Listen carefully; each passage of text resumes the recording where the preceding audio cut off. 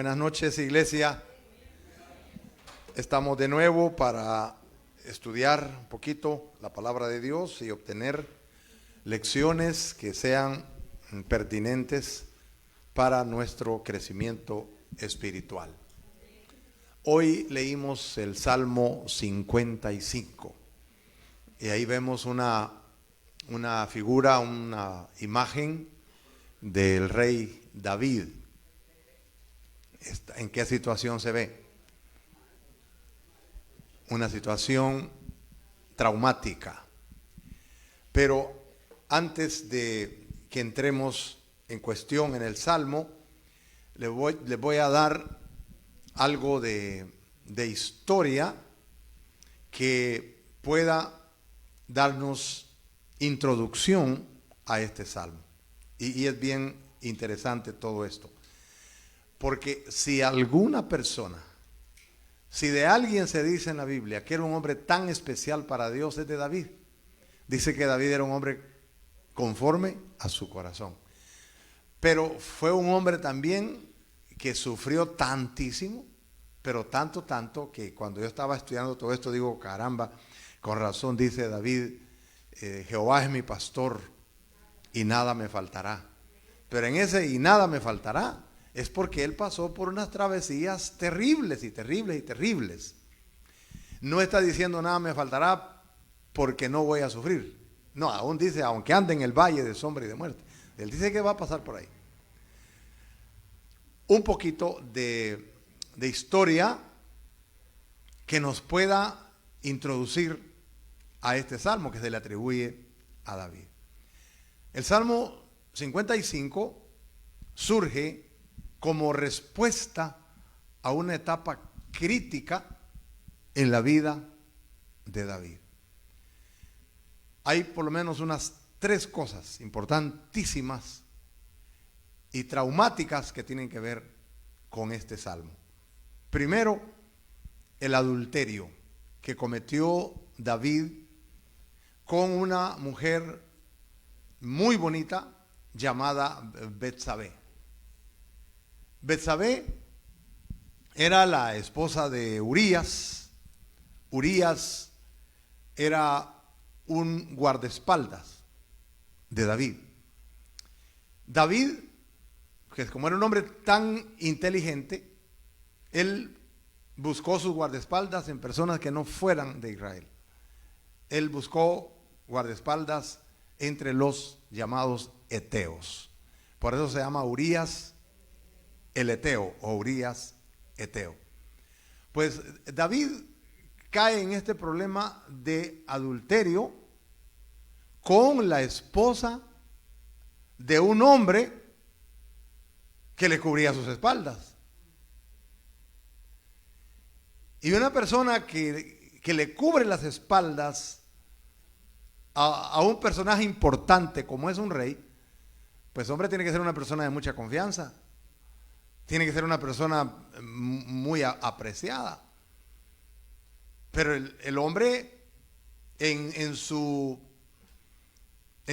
pasión la ve, se aprovecha de su autoridad.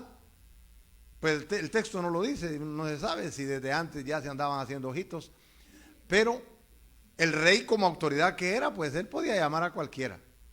Era el rey. Y la manda a traer y comete adulterio. ¿Cómo se pudo haber sentido David mismo de hacerle semejante traición a su guardaespaldas?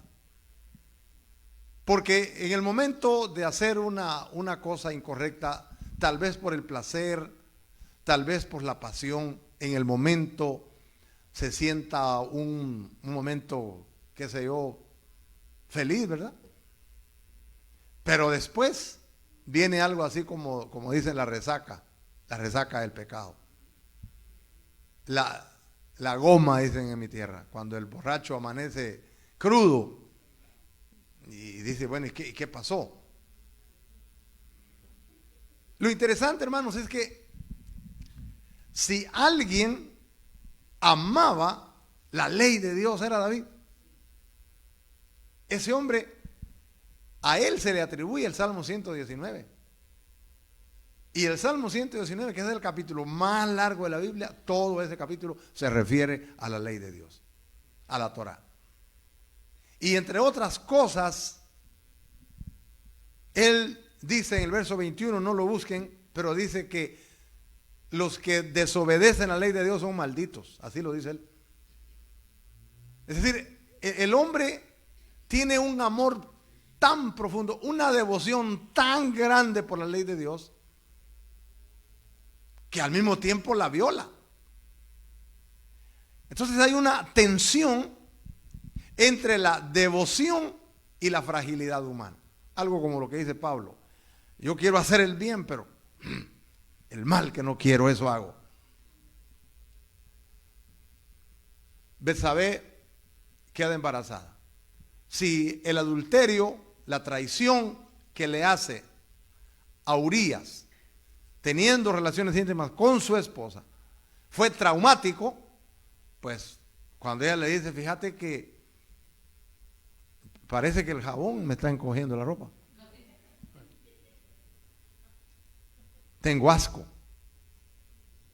Tengo deseo de mangos tiernos con limón y sal. Tengo antojos. Estoy embarazada. Oiga, eso fue más traumático todavía. Pero le puse ahí más trauma. ¿Por qué? Eso del adulterio era penado por la ley de Dios. Pena de muerte. Y ahora tiene un hijo. Está embarazada. Su esposo está en la guerra. Él no sabe lo que está pasando. Y entonces, usted ya sabe esta historia. Él busca la manera de deshacerse de este problema, porque miren ustedes, David, lo vemos en otros salmos, que el hombre pasó por lo menos un año sufriendo psicológicamente, emocionalmente. Le dolía el alma, le dolía en lo profundo el haber cometido esos pecados, porque eso es algo cierto. Como dice Juan, que el que tiene la simiente de Dios no puede pecar. No es que no pueda hacerlo, sino, para decirlo de otra manera, no puede pecar a gusto. No puede. Es un trauma horrible. Pues él en este montón de asuntos, que cómo voy a hacer aquí y allá, él manda matar al esposo de ella para hacerla del gato, que luego que hace sus necesidades en la arena, la cubre de arena, pero cuando viene el sol, eso va a ser terrible. Puede cubrir el asunto, pero no puede hacer que el mal olor no salga. Siempre va a salir. Entonces, él manda a matar. Es el autor intelectual de la muerte de su gran guardaespaldas. Y eso le trae más trauma. Mire, adulterio, trauma. Embarazo de esta mujer, trauma. Haber desobedecido la ley de Dios, más trauma. Mandar a matar a su gran amigo, más turbación de espíritu, más turbación en sus emociones, más trauma y trauma y trauma. Conocí a un primo hermano, tenía un gran amigo, amigos, amigazos, pero por eso de las borracheras, y este primo que le gustaba mucho hacerle a las drogas, un día borracho, drogado, de pronto, no sé qué le pasó, pero saca el revólver y acribía a tiros a su gran amigo. De ahí en adelante, él no tuvo paz en su alma, no tuvo paz en su corazón. Por todos lados miraba a su amigo. Por todos lados miraba cuando le dijo, no me mates, no me mates. Y no descansó. Nunca tuvo paz por haber matado a su amigo. Yo creo que eran hasta algo primos hermanos. Pues mire, aquí está más traumado. Después de eso, él tenía un hijo, el primer hijo de él se llamaba Amnón. Y también tenía una hija que se llama Tamar. Esa familia, el otro se llama Absalón. Esa familia dicen que era una familia tan bellos, tan bonitos. Y esta Tamar era como dicen en Guatemala, una chulada de patoja. muchacha re bonita. Y este Amnón se enamoró de ella. Y estaba tan enamorado de ella que se puso tan triste. Y un tío, vea usted, un tío de él llamado Jonadab, le dice: ¿por qué estás triste? Y le dice: es que estoy enamorado de mi prima, Tamar. ¿Y por qué te metes a problemas? Dice. ¿Y qué pues? Tú la puedes usar. Y él mismo le ayudó a hacer el plan. Y hizo que el papá, que David, enviara a Tamar a su casa, y él ahí la forzó, le hizo violación sexual a su propia hermanita. Después que estaba tan enamorado de ella, ya cuando hizo la avería, la aborreció totalmente en su corazón. Miren cómo es del diablo, pues, cómo es del pecado. La aborreció y la echó de ahí. Y la pobre muchacha, vestida con sus vestiduras especiales, ahora se fue a llorar. Pero algo sucedió. David no trató el asunto. No lo trató. Pero tiene que haberlo traumado. Cuando en el palacio, en los corredores del palacio, todo eso ahí se oía lo que había sucedido. Miren lo que ha sucedido con el rey. Su mismo hijo fue a forzar a su hija. ¿No creen ustedes que tuvo que haberse sentido más traumado todavía por lo que hizo su hijo, por lo que le hicieron a su hija, por lo que este muchacho merecía? Que también la ley tenía que caerle encima y darle muerte, pues. Traumas, más traumas. Pero como no le dio el trato que debería de haberle dado, como el rey que era, el otro hijo, que se llama Absalón, también otro tipazo, dicen que según la palabra de Dios era muy hermoso en su parecer. Ahora Absalón está muy ardido, está muy resentido con su papá. ¿Por qué está resentido? Porque no hizo nada para castigar a Amnón, su hermano, que forzó a su hermanita querida. Ahora, cuando Absalón se resiente con el papá, esto le da más trauma a David. Ahora miren ustedes, el hijo, la muerte de Urías, el adulterio, violar la ley de Dios, el otro que va a violentar a su hijita tan bonita. Ahora Absalón, enojado con el papá. Pero Absalón dijo: mi papá no hizo nada. Eso no está escrito en la Biblia, pero es de inferirlo. Mi papá no hizo nada, pero esto no se va a quedar así. Y este Absalón hace por ahí una argucia y mata a Amnón. Hizo toda la parafernalia ahí y mata a Amnón. Más trauma. Ahora su hijo mata a su hijo mayor. Más trauma. Absalón se va a huir. Más trauma. Ahora su hijo pierde un hijo, el otro se va, se quedó sin el otro hijo, y aquel resentimiento se va haciendo más profundo en Absalón. Y estos hijos enemigos a esos niveles. Con los años Absalón regresa a Jerusalén.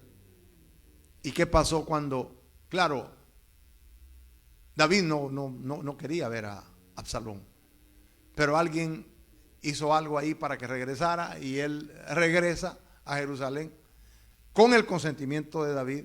Pero cuando regresa no lo recibe, no recibe a Absalón. Ya está ahí, pero David está traumado. Y sí llegaron a reconciliarse, pero aquella reconciliación entre David y Absalón nunca fue sincera, porque ahora ya no es solamente David resentido, ya no es solamente David traumado, ahora también Absalón está traumado. Ahora Absalón también está resentido. Más trauma todavía para David. un hijo resentido. Es un hijo que está herido, amargado, y ahora se le metió la ambición. Ahora dijo, Absalón quería llegar al trono. Absalón quería derrocar a su mismo padre. Quizá porque no defendió a su hermana. Por ahí van los tiros. Entonces Absalón se va a congraciarse con la gente, así como hacen los políticos, ¿verdad? Empiezan a mirar, si yo fuera el rey, no hubiera tanta injusticia, si yo fuera el rey, y se empezó a ganar el corazón. De plano el tipo pues era una persona de fácil palabra, posiblemente. Y Absalón decide conspirar en contra de David. Eso ya está en el capítulo 15 del primer libro de Samuel. Cuando David se da cuenta que su mismo hijo quiere derrocarlo, más trauma. Más trauma. Absalón, ¿por qué conspira contra él? Absalón se siente ignorado por su papá. Ya llegó ahí, pero no lo quiso recibir. Y Absalón ve que el liderazgo de su papá, David, es débil. Y ahora él dice, pues me voy a aprovechar de esta debilidad y yo voy a buscar el poder. Y empezó pues a congraciarse con todo el pueblo, a prometerle justicia, porque ya vamos a ver que la ciudad también estaba en caos. La ciudad estaba sin liderazgo, porque tenemos a un David totalmente traumado. Y Absalón se presentaba como el mejor líder. Y al darse cuenta David que este hombre anda buscando liderazgo, anda buscando hacerse del trono por la fuerza o como fuera, más trauma. Yo quiero escribir ahí más trauma, más trauma, más trauma y más trauma, para que podamos ver de alguna manera cuántos traumas tenía ese hombre, para ir diciendo que el hecho de que seamos hijos de Dios no quiere decir que no pasemos también por momentos emocionales muy difíciles, sea por fallas o sea por la razón que sea. La ciudad de Jerusalén ahora estaba en caos. Más trauma. ¿Por qué? Porque David amaba profundamente la ciudad de Jerusalén. Fue él el que la libertó de los jebuseos. Por eso se le llamaba la ciudad de David.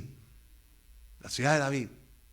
Porque era una ciudad que David amaba mucho. Pero hoy hay falta de gobierno. Y encima de eso, la rebelión de Absalón hace que el gobierno tambalee más. Las condiciones espirituales y emocionales del rey estaban por el piso. Qué buen liderazgo podía hacer él. Qué buen reinado podría estar haciendo él. Si él está emocionalmente está abatido. Su autoridad fue cuestionada. El orden social colapsó. La maldad, el agravio estaban día y noche. La ciudad estaba sin control. La violencia estaba por todos lados. Había guerra interna, porque el mismo hijo le está haciendo guerra al papá. Había, hermanos, una rencilla entre el papá y el hijo, más bien del hijo contra el papá, y aquello hizo que el pueblo se dividiera. Unos se quedaron a favor de David y otros se fueron a favor de Absalón. Había una gran maldad por la corrupción que siempre impera en el mundo. En el corazón de la gente estaba obrando esta naturaleza pecaminosa, y la crisis era constante en Jerusalén. Por lo tanto, David estaba ahora más quebrado emocional y espiritualmente que nunca. Pero a ese se le suma otro gran problema. Pobre David. Para eso hay que leer el capítulo 15 hasta el 23 de 1 Samuel. ¿Oyeron? O de 2 Samuel. Un hombre, ahí está el punto 9, lo traicionó, llamado Ahitofel. Ahitofel era un gran consejero. David lo quería mucho. Era un hombre de gran confianza. Ahora, este Ahitofel, voy a hablar un poco de él. Fíjense bien, Ahitofel, bueno, para un hombre de un hijo también, era el papá de un hombre que se llamaba Eliam. ¿Cómo se llamaba? Eliam. Y Eliam era uno de los que se llamaban los poderosos de David. Tenía un grupito que esos eran terribles para defender a David y para pelear. Pues uno de sus poderosos se llamaba Eliam. Y este Ahitofel era el principal asesor y consejero de David. Ahitofel, dice la Biblia, que era un hombre de sabiduría muy profunda, al punto que los consejos de Ahitofel eran considerados como oráculos de Dios, como palabra de Dios. Segundo Samuel capítulo 16 y verso 23. Entonces Ahitofel con David eran aliados íntimos. Pero este Ahitofel quebró la relación de una manera dramática con David. Era este Ahitofel el abuelo de Betsabé, la mujer con la que David vivió. ¿Van siguiendo la historia? De acuerdo a 2 Samuel 23, 34. Entonces, Ahitofel traicionó a David. Y se puede de alguna manera inferir que este Ahitofel, un gran aliado de David, se ha de haber llenado de resentimiento, posiblemente. Digo posiblemente porque eso no lo dice claramente el texto, pero se puede inferir. ¿Cómo un abuelo se va a quedar tan tranquilo, emocionalmente feliz, cuando viene un amigo poderoso y le violenta a su nieta? Y no solamente abusó sexualmente y embarazó a su nieta, sino que le manda a matar al esposo de su nieta. Es que David arruinó la familia de Ahitofel. La arruinó. Y posiblemente Ahitofel tomó otras decisiones. Abandonó a David y se fue con Absalón. Más trauma. Cuando descubre que Ahitofel, su gran consejero, su gran confesor, lo traiciona, ese es más trauma. Y cuando se va a la conspiración, a la revuelta con su hijo que lo quiere destronar, que tiene un gran ejército para destruir al mismo David, y Ahitofel, su gran consejero, se va con él, más trauma. O sea que el trauma en David va aumentando, aumentando, aumentando. El profeta Natán le había dicho: mira, Dios ha perdonado tu pecado, pero la espada no se va a retirar de tu casa nunca. Las consecuencias no se van a retirar nunca. Es más, el que hizo esto, dijo David, tiene que pagar en 4 tantos, y en 4 tantos lo pagó él en su propia familia. Ahora, David tuvo que abandonar Jerusalén, su ciudad amada. Se fue de Jerusalén. ¿Por qué se fue de Jerusalén? Pues por miedo. Porque Absalón se está rebelando, quiere el trono, arma un ejército en contra de su papá. Y dice un comentarista bíblico que más que por el temor de el ejército de Absalón, el temor más grande que tenía David es que este Ahitofel se fue con él, y a Ahitofel le tenían una credibilidad tan grande en los consejos que daba, al punto que Decían que cuando hablaba Ahitofel era como que Dios estaba dando el consejo. Y como andaba tan quebrado, también Ahitofel tenía temor David de los consejos que Ahitofel le pudiera dar a Absalón. Si Ahitofel le dice que me mate, este me va a matar, porque lo va a tomar como un consejo que viene de parte de Dios. Repito, no lo dice así de claro el texto, pero se puede inferir, y eso estoy repitiendo lo que dice un comentarista. Entonces, Ahitofel, si su hijo Absalón se volvió traidor porque era su hijo, para David, el que Ahitofel lo haya traicionado, es ser una traición de orden mayor, mayúsculo. Se unió en una sublevación con Absalón en contra de David. Y entonces cuando uno lee, dice que uno de los consejos que le dio Ahitofel a Absalón, le dijo, mira, porque los reyes tenían sus harenes, en ese tiempo la poligamia era permitida, no por Dios, pero tenía sus concubinas David, sus mujeres. Y le dice, ¿sabes? Toma las concubinas de David y viólalas para demostrarle que tú tienes más poder que él. Ajá. Viólale y se las violó. Y lo hizo en público. Mire qué odio, hermano. Más trauma. Más trauma. Hijo abusivo. Hijo resentido. Pero no solo eso.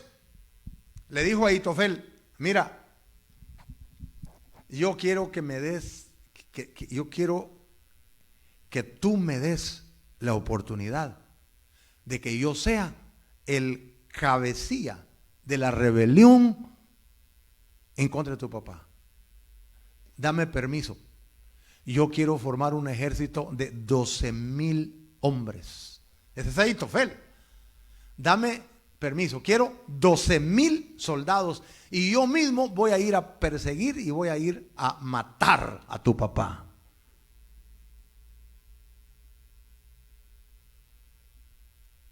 Más trauma. Ahora mi mejor consejero no solamente está aconsejando al otro que me mate, que me viole mis mujeres, sino él mismo se pone de cabecilla, tomar 12,000 hombres para venir él mismo a matarme, mi mayor consejero. De todos estos traumas que David tiene, parece ser que este es el que más le pesa, el de Ahitofel. Absalón dijo, está bueno, adelante. Pero de pronto se le ocurre otra idea. Aquí ya podemos ir pensando en que cuando leamos el Salmo 55 por ahí por las 11 de la noche, vamos a ver aún David orando, señores. Orando. ¿Cuántas veces hemos visto que en los salmos lo que salva al salmista, lo que salva al rey es la oración? Bueno, Dios a través de la oración. Había un hombre que se llamaba Usai. No sé si Usai o Usai. Y entonces Absalón dijo, bueno, antes de que este Ahitofel vaya y mate a mi papá, con estos 12,000 hombres le voy a pedir una segunda opinión. Le voy a ir a hablar a Usai. Usai, sí, rey, dime una cosa. Fíjate que Ahitofel me aconsejó esto y esto, y él quiere hacer esto y lo otro. Dime, Usai, ¿tú qué crees? ¿Será que Ahitofel está en lo correcto? Mira usted, ¿cómo es posible que Absalón dude de los consejos? Si a él lo tienen por un hombre que sus consejos es como que Dios hablara. Pero como ahí como que le entró la duda. Pero acuérdese que hay un tipo que está de rodillas allá. Está orando, está clamando. Hay cosas, hermanos, que aquí no las vamos a conseguir jamás. Solamente con Dios las podemos conseguir. y le dijo a Husai: rey, el consejo que Ahitofel te está dando is wrong. Hablaba inglés, ¿sí? Ajá. Así medio macheteado, pero lo hablaba. Está equivocado. En otras veces Ahitofel ha aconsejado bien, pero esta vez, rey, está equivocado. Además, el rey David no va a estar tampoco con los brazos cruzados. Recuerda que él es poderoso. Entonces, Absalón desiste del consejo de Ahitofel. Y ahora, Ahitofel comprende algo. Absalón va a fracasar en querer derrotar a David. Porque yo también sé que David, ese tipo se agarraba con los leones y los hacía pedazos con las manos y se descontó al mismo gigante. Y tomó 5 piedras, no porque calculara que iba a fallar con la onda, sino que porque aparecían más gigantes, tenía para otros 4. No te vas a... Aquí no es tampoco, no es un flan, David. David era fiero para pelear. Entonces, Ahitofel entiende que Absalón va a fracasar y que David, aunque Absalón le quite el trono, porque se proclamó rey en una ciudad que se llama Hebrón, con su ejército, él dijo a Ahitofel: David va a recuperar el trono. Y cuando David recupere el trono, yo me voy a quedar sin, ¿cómo dicen? Hay un dicho que dice, se quedó sin, ¿cómo? Sin el plato y sin la cena. Entonces, miren, Ahitofel, escúcheme, Ahitofel se vio derrotado, señores, sin David meter un dedo. ¿Y qué hizo David? ¿Qué hizo Ahitofel? Se mató, se suicidó. Muchos ven un paralelo entre la traición de Ahitofel y la traición de Judas allá en el Nuevo Testamento. Lo ven profético. Pero a todo esto, hermanos, la vida de David está más arruinada que nunca, está más traumada que nunca. ¿En dónde inicia toda esta traumazón, dirían? Entonces, ¿dónde iniciaría todos estos traumas? En su pecado personal. Ahí se desprende. Porque el pecado es así. Todo inicia en su pecado personal. Y el pecado personal pasa a la familia. Pasa a Amnón, pasa a Absalón, pasa a Tamar. Pasa a la ciudad, afecta a la ciudad. Termina en crisis nacional. Porque miren ustedes, lo que no se trata en el corazón termina afectando la casa, la iglesia, la comunidad. Y todo eso que le estoy mencionando, de todos esos traumas de David, es el trasfondo histórico del Salmo 55. Ahora vamos a entrar al Salmo 55. Vamos a ir al Salmo 55. Yo tengo problemas cuando me dicen a mí: mire, quiero que venga a predicar aquí, pero le vamos a dar 30 minutos para predicar. 15 minutos, mejor no me den nada.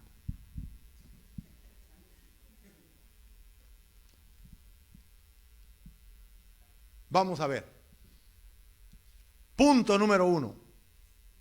Ya con todo lo que les dije, ahora sí pueden ver ahí mejor la imagen de David. Mire, ¿cómo está? Traumado.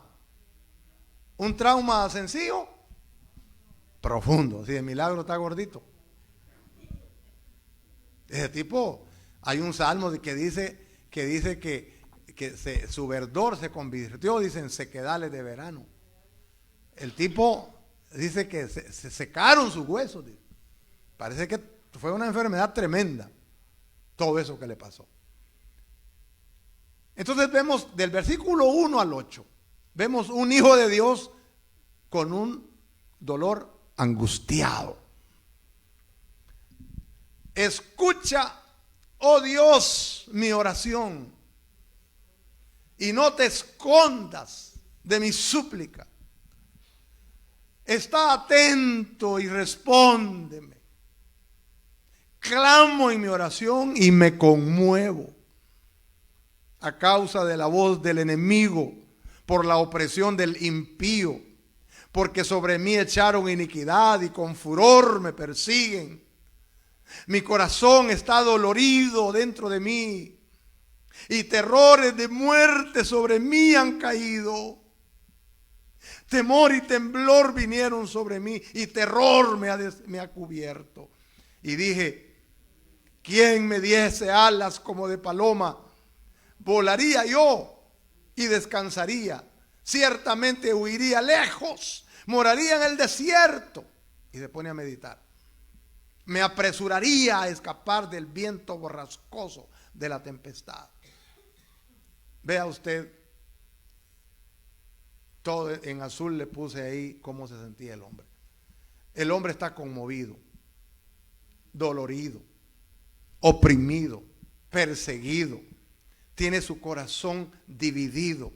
Siente terrores de muerte. Siente temor, temblor, terror. Y desea mejor volar lejos como paloma al desierto. Cuando uno está sufriendo así, que dice, mejor me muriera y mi alma volará al son de la trompeta. Ya no quiero más. Ya quiero descansar. Quiero escapar del viento borrascoso de tempestad. ¿Y qué es de viento borrascoso? ¿Qué es? El historial que ya le describí. Ese es un viento borrascoso, tempestuoso. ¿Cómo lo aplicamos para nosotros? El creyente también sufre emocionalmente. Tal vez no a esa magnitud, pero que sufre. De todos modos, hermanas y hermanos, cuando uno está pasando por una situación y que a alguien le ha sucedido según él algo peor, mire, tengo un dolor aquí, miren la muela, la encía, la que le duele, que la muela va. No se la deseo ni a mi peor enemigo. Ay, tan chillón que es usted. Si viera lo que me pasó a mí, a mí me operaron de corazón abierto 3 veces. Dolor de muelas. Sí, pero a él no le está doliendo ahora. Y al otro sí le está doliendo. El creyente también sufre emocionalmente. No todo es fuerza, hermanos. A veces estamos fuertes, pero también hay lágrimas. Eso de que venga Cristo y pare de sufrir, ese es puro cuento chino, eso. Pero ¿cómo reflexionamos? El hombre se dirige a Dios en oración y súplica. Y yo quiero que eso lo tomemos muy en cuenta. Muchas veces nosotros, cuando estamos pasando por tantas tribulaciones, buscamos aquí que al psicólogo, que al pastor, que al hermano, vaya a Dios de una vez, hombre. Vaya al Señor. Encierra en tu cuarto. Habla a tu padre que está en secreto. Cuéntale de ti. No hay mejor consejero de psicólogo que el Señor.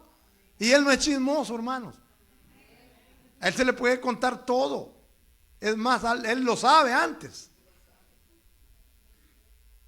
Eso es lo que hace. Me está diciendo David, cuando estés cansado y abatido, dilo a Cristo, el Señor. Está conmovido, pero el hombre sabe a quién acudir. Y miren, cuando el dolor es grande, queremos hacer así como David. Si tuviera alas como de paloma, yo volaría. Sí, si mi abuela fuera avión también volaría. Pero no tiene alas, no es paloma, pero sí, queremos huir.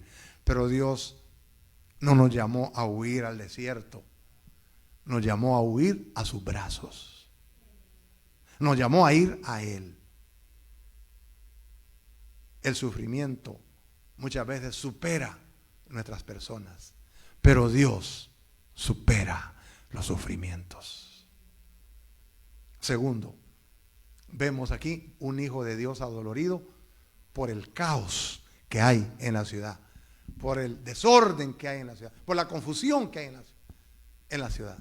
Es una cosa así como decir, hermano, cuando nos vienen las consecuencias, no solamente nos afectan a nosotros, sino que va más allá. Ahora el problema se salió de su entorno personal y se va a la ciudad. ¿Usted ha tirado alguna vez una piedra en una poza? ¿Ha visto que cuando tiran una piedra en una poza empieza a hacer qué? Círculos así. Hay un círculo y luego otro y otro y otras ondas así, como círculos concéntricos, y se va haciendo más anchos los anillos. Así es esto. Primero era él, pero ahora el asunto se fue a la familia y después se fue a la ciudad. Verso 9 al 11. Destrúyelos, oh Señor. Confunde la lengua de ellos. Porque he visto violencia y rencilla en la ciudad. ¿Qué es lo que está viendo ahí? Lo que está pasando con la revuelta de Absalón. Día y noche la rodean sobre sus muros. Iniquidad y trabajo hay en medio de ella. Maldad hay en medio de ella. Y el fraude y el engaño no se apartan de sus plazas. No hay liderazgo. David está traumado. El líder está por el piso. Todo lo que él ve es frustración, enemigos, hijo muerto, hijos, porque también se le murió el hijo que tuvo con Betsabé, se murió. Y ahora le mata el otro el otro hijo le mata al otro hijo mayor. No, hombre, ha violado la ley, todo lo que ya le dije. Es ¿Cómo miran a David ustedes, hermanos? ¿Está en una situación fácil? ¿Quién quiere liderar así? ¿Quién puede liderar así? No. Todo está por el piso. Solo hay crisis personal y también hay crisis social. Dice que hay iniquidad, hay maldad, hay fraude, hay engaño por todos lados. La ciudad está rodeada. Hay maldades en sus moradas. ¿Por qué? A causa de la rebelión interna de su hijo Absalón. Qué vergüenza que el mismo hijo esté en contra de un gran rey. Pero acuérdense que el problema, el pecado, está en el corazón. Hay división nacional, hay corrupción en el liderazgo. ¿Cómo lo aplicamos? Hoy vivimos igual. Hay violencia en nuestras ciudades, hay engaño en las relaciones, hay injusticia social, pero el problema no es solo afuera, el problema es el corazón humano. Pero el punto álgido al cual ya me referí del dolor de David se describe ahora. Punto 3. Un hijo de Dios adolorido por la herida más profunda, la traición. La traición.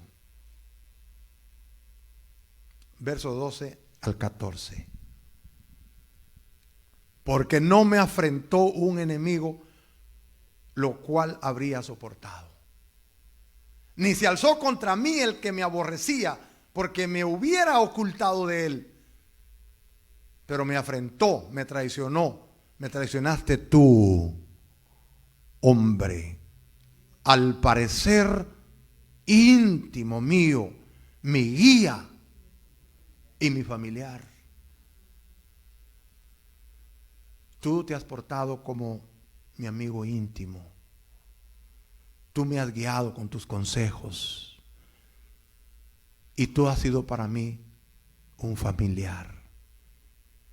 Es más, que juntos comunicábamos dulcemente los secretos y andábamos en amistad en la casa de Dios. Íbamos al culto todos los jueves y los domingos. Estábamos en la junta. Aleluya. Aleluya. Era mi cercano. Por eso le digo que algunos ven algo profético con Judas, porque Judas era íntimo amigo del Señor. Por eso le dio la tesorería. No porque fuera ladrón, sino que él ahí se hizo. Pero era íntimo y le dolió al Señor. con un beso entregas al maestro Judas. Dice él, estoy tan traumado porque no fue por un enemigo que me vino la reacción. Si hubiera sido un enemigo, eso hubiera sido más fácil para mí manejarlo. Como hay un dicho que dice, si esos son mis amigos, no quiero saber quiénes son mis enemigos. Aquel otro que dice, cuídame de las aguas mansas, que de las revueltas me cuido yo. Hermanos, esto tiene que ser muy traumático para cualquiera. Es la amiga más íntima la que le quitó el marido.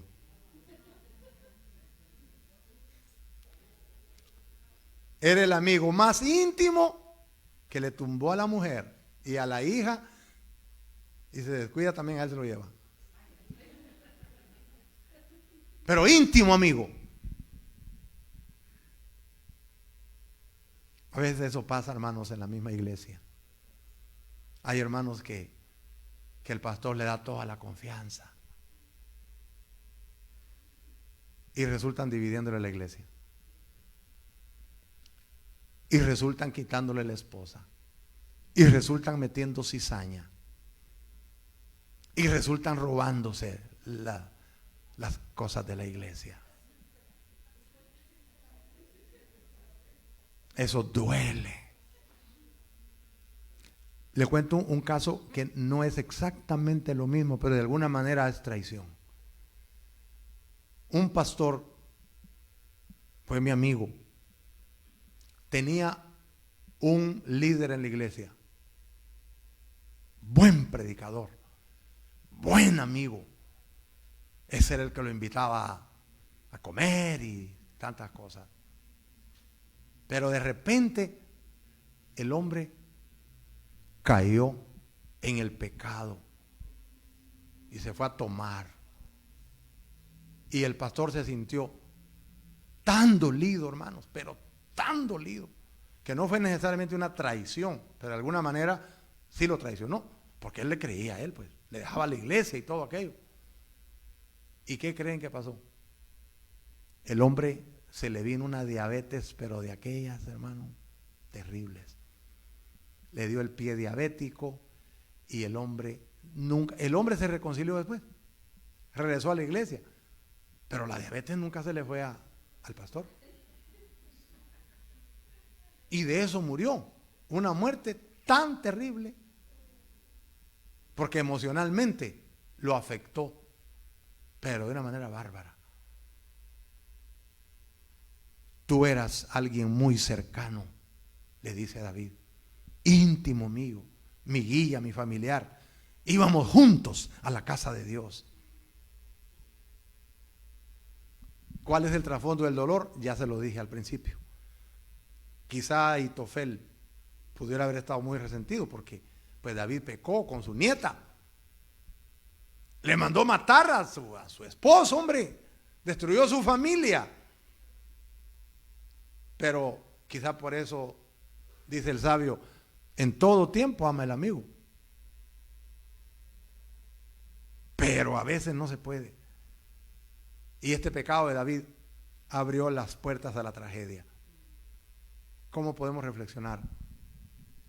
Nuestros pecados no solamente nos afectan a nosotros, afectan también a generaciones. El pecado no muere con el que lo comete. Las sombras de los padres oscurecen el camino de los hijos. Aunque los hijos no sean necesariamente culpables de su pecado, pero sus sombras sí los oscurecen.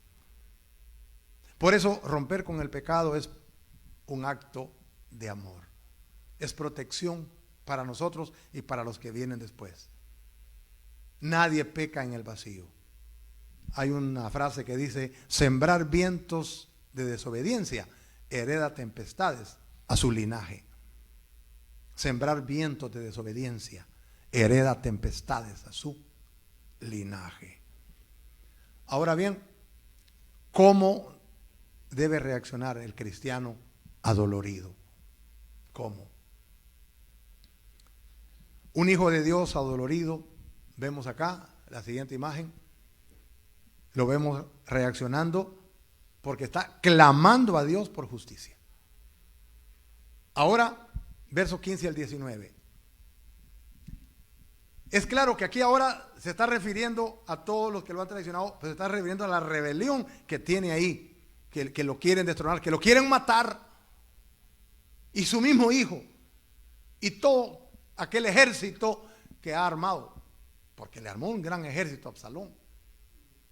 Ya va a ver que lo persiguió en los montes y quería matarlo. Y el Absalón, pues tenía una gran cabellera, iba corriendo en su cabalgadura y en un árbol ahí se le quedó trabadas las greñas y ahí lo agarró el Joab y metió unas cuantas flechas y se acabó el corrido. Y David sufría por su hijo. Absalón, hijo mío, gritaba Absalón, más trauma. Ay, qué bárbaro. Ese David tenía que haber tenido, hermano, de veras un músculo espiritual y emocional muy fuerte, porque cualquiera en la primera se hubiera llenado de azúcar, ¿no?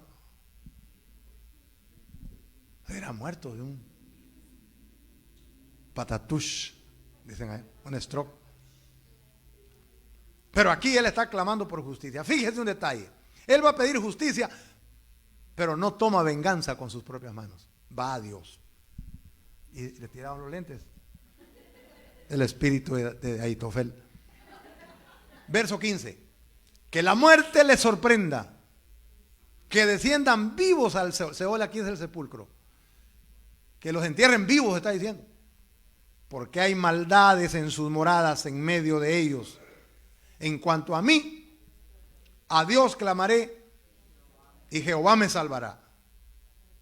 Tarde y mañana y a mediodía oraré y clamaré y él oirá mi voz. Redimirá en paz mi alma de la guerra contra mí, aunque contra mí haya muchos. Gloria a Dios. Dios oirá y los quebrantará luego, el que permanece desde la antigüedad, por cuanto no cambian ni temen a Dios. Aquí él se siente adolorido, indignado, como ya les dije, pero no trata de vengarse por su propia mano, lo lleva todo ante el juez justo. Es claro que David está en el Antiguo Testamento, no ha venido Cristo para decirnos que ni siquiera eso tenemos que hacer ahora. No desearle el mal, dice que desciendan vivos al sepulcro. No, allá dice la Biblia, no se vengan ustedes mismos, den lugar a la ira de Dios, Él va a pagar. ¿Cómo lo aplicamos? Al ser maltratados, traicionados, pues obvio sentimos deseos de justicia, pero nunca debemos albergar venganza en nuestros corazones, sino entregar nuestros sentimientos al Señor. Nosotros sí conocemos lo que Cristo dijo. Nosotros sí sabemos que el Espíritu Santo puede santificar nuestras vidas. Debemos imitar entonces la actitud de David. Y ahí vamos al punto número 5. Un hijo de Dios adolorido, pero confiado y rendido a Dios. Verso 20 al 23. Extendió el inicuo sus manos contra los que estaban en paz con él. Violó su pacto. Está diciendo el inicuo, el malo, violó el pacto. Porque estos eran gente que conocían la ley. Los dichos de su boca son más blandos que mantequilla. Yo creo que ahí se está acordando de Ahitofel. Este tenía uno de sus dichos, tenía un su consejo que eran tan suaves como mantequilla. Pero guerra hay en su corazón. Suaviza sus palabras más que el aceite, mas ellas son espadas desenvainadas, desnudas. ¿Qué está diciendo? Esta persona que violó el pacto, en este caso pudiera ser Ahitofel, sus palabras son como mantequilla, son más suaves que el aceite, pero en realidad lo que tiene en el corazón es otra cosa. Y hay gente así, hermanos. Hay gente así salamera. ¿Y eso es salamera que es barbera, pues?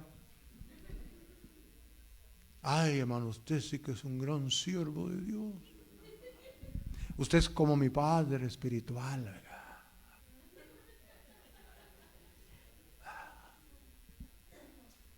Por eso es que dicen que los halagos son como los perfumes. Hay que olerlos, pero no hay que tragárselos. No siempre es así. Porque quieren que ni a eso llegan. Pero son traidores igual. Que Dios nos libre de ser así, hermano. Palabritas. Me decía un amigo, mira Melvin, el que enseña mucho las muelas para reírse no es de confiar. Esa gente que se la, ay, que a mí no te da pena, que ya hay hombres, no mueren hombres. A veces es cierto. Porque no vamos a generalizar, ¿no? Pero aquí me dice, el impío tiene palabras más suaves que el aceite. Pero con el tiempo, el impío viola el pacto, dice. Tiene lengua dulce, pero sus intenciones son destructivas. Puede ser que alguien aparezca muy espiritual y todo aquello, pero las intenciones con el tiempo salen a la luz. Pero dice aquí David, son impíos que han violado el pacto. Entonces, hermanos, no todo el que habla bonito es confiable y no todo el que parece espiritual es sincero. Pero la clave final, dice David, es entregar las cargas a Dios. Echa sobre Jehová tu carga, tu trauma, los engaños. Échalo sobre Él y Él te sustentará. No dejará para siempre caído al justo. Mire en qué contexto lo dice el salmista, hermano. En un contexto traumático hasta donde no hay. Echa sobre Jehová tu carga. Sí, hermanita, sí, hermanito. Usted que se siente tan, de verdad, tan tirado por el piso, eche su carga en Jehová. Se siente que lo han engañado, eche su carga en Jehová. Echa tu carga sobre Jehová. No dice aguántala, no dice resuélvela solo, dice entrégala al Señor y la promesa te sustentará, no te dejará caído. Y una verdad poderosa, Dios, ¿qué dice, hermano? Dios no siempre quita el problema, pero sostiene al que sufre. Y para terminar y empezar otro, dice el verso 23, el triste final de los malos. Mas tú, oh Dios, harás descender a aquellos al pozo de perdición. ¿A quiénes? A los malos, a los traidores, a los que se van en contra. Ahí va Absalón y ahí va Ahitofel y todos esos feos. Ahí van. Los hombres sanguinarios y engañadores no llegarán a la mitad de sus días. Padre Santo. Si tenía que vivir 30 años, 15 va a vivir nomás. Pero yo en ti confiaré. Dice que Dios juzgará a los impíos, pero el justo confía. Dios no siempre quita la carga, pero sí la sostiene. Y la confianza en Dios es una decisión. Al final del justo habrá seguridad, pero al final del impío lo que hay es juicio. Entonces, el Salmo 55 nos enseña que podemos clamar a Dios en medio del dolor, que el mundo está lleno de injusticia, que la traición es una realidad dolorosa, que la respuesta correcta siempre es buscar a Dios y que la clave final es confiar completamente en el Señor. Y vemos que David empezó quebrado, pero terminó confiando. Conclusiones. Número 1, ¿qué dice? Aprendamos a llevar las cargas a Dios. No carguemos solos con nuestro dolor. Estemos preparados para enfrentar traiciones. Esas traiciones pueden venir de cerca, pueden venir del pueblo de Dios, pueden venir de los familiares. Por eso no idealicemos personas, confiemos en Dios. Que la gente puede fallar, pero Dios nunca. 3, seamos conscientes del ambiente en que vivimos. Son tiempos de violencia, de maldad en la ciudad. pero no seamos ingenuos. Oremos por la ciudad y no nos adaptemos al pecado. Seamos luz. 4, validemos el dolor sin perder la fe. Rompamos esa idea falsa de que el cristiano no sufre. Se puede llorar y confiar. Se puede sentir y también creer. Sentir dolor no es falta de fe. 5, confiemos en Dios en medio del caos, en medio de la confusión. Dice el salmista, mas yo confiaré en ti. Verso 23. Seamos cristianos firmes, dependientes de Dios. No reaccionemos con desesperación, reaccionemos con fe. Cuando todo se mueve, Dios sigue firme. 6, sepamos que Dios hará justicia. Dice el verso 19, Dios lo destruirá. Pero eso sí, quitemos de nosotros toda idea de resentimiento, toda idea de venganza. Dejemos el juicio en manos del Señor y sepamos que no necesitamos vengarnos porque Dios es justo y que Dios nos libre de ser nosotros los traidores, de ser nosotros los impíos. Número 7, evitemos que el dolor nos haga huir del propósito.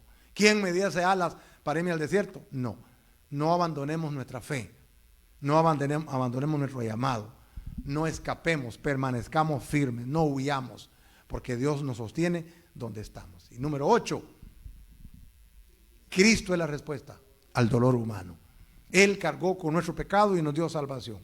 Si estamos cansados, si le hemos fallado al Señor, si cargamos dolor en el alma, hoy podemos venir a Cristo, llevar las cargas a Dios, prepararnos para cualquier traición, entender el mundo en que vivimos, validar el dolor sin perder la fe, confiar en Dios en medio del caos, dejar la justicia en manos de Dios y permanecer firmes sin huir.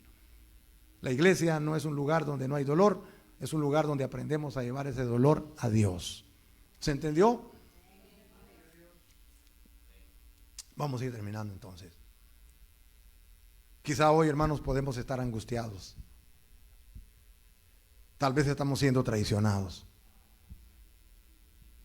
Quizá hemos dado confianza, pero hay traición. Vivimos en medio de injusticias, estamos cargados emocionalmente, pero Dios nos dice hoy, echa sobre mí tu carga. No seamos vengativos, rencorosos, perdonemos, no sigamos cargando solos, entreguémosle hoy nuestro dolor al Señor y Él nos va a sustentar, no nos va a dejar caídos. Que los empeñados en vivir impíamente, que sepan también su destino, descenderán al pozo de perdición, no vivirán plenamente sus días y pueden morir a mitad de ellos. La declaración final nuestra debe ser, pero yo en ti confiaré. Así termina el salmista, pero yo en ti confiaré. El salmista no termina con miedo, termina con fe. ¿Y cuál es nuestra experiencia hoy? El consuelo y la fortaleza siempre están aquí, pero debe haber rendición a Dios. Vamos a orar y nos vamos. ¿Se entendió el mensaje?